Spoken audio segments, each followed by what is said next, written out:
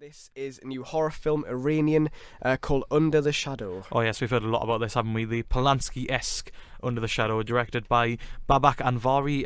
Essentially, in this film, we've got a woman called Shide, played by Narges Rashidi, and she and her family live amid the chaos of the. I mean, it was the longest war that took part in the 20th century. Yeah. After the First World War, and it took place in the 80s, and essentially she has been stopped from becoming a doctor because she was involved in some political movements during the war. On the left, and she essentially said you can't continue your studies, and her husband basically wants her to stay at home and be a stay-at-home mother to their child. And when her husband moves away to fight in the war, be stationed out in one of the war zones, strange things start happening in the family, and she thinks that, the young child suddenly thinks that they are being terrorized by Dijin, which are some sort of Middle Eastern ghosts, which are in legend told to travel along the wind and haunt homes. Is that a real thing? Yeah, it's a big thing in mythology, that the Dijin. They're referred to it being in the Quran, don't they? Mm-hmm. Yeah. So I was just making sure that was definitely a real thing. Okay. And it's this film is, I mean, it starts not a horror at all. For a lot of the film, it's very much sort of a statement on how it was in Iran back then, because you really see the frustration in the character of Shiri as she's stopped from doing the things she wants to do the most, and the constant things that she goes on, and as the terror slowly builds, when the actual threats start to come in, it becomes a really, really compelling horror. I feel I was thoroughly taken in by it as it slowly became that horror, because I think as a slow burn, I mean it's an 84-minute film, but it really does feel like more, because it is a real slow burn, and it really works because you'll never be more terrified of wind in your life. Like, apart from Swiss Army Man. Yeah, I mean, the last horror film I remember using the wind as a big force, probably The Happening.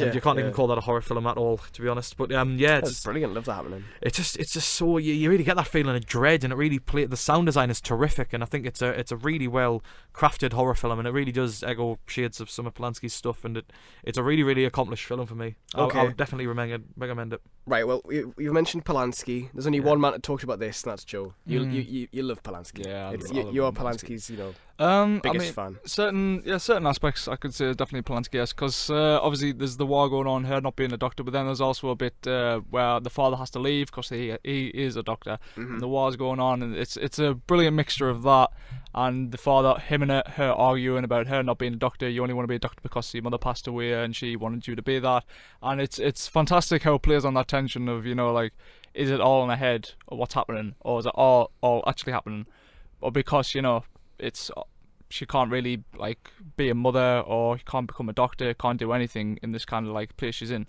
And I think it was a fantastic horror. Obviously very slow building, but it gets the point, little tiny things in perfectly. Fantastic camera work, I think, a lot of the times. Some very experimental stuff I've seen. I haven't seen that in a lot of Iranian cinema. The camera's flipping in and going left and right. Some of those shots were amazing.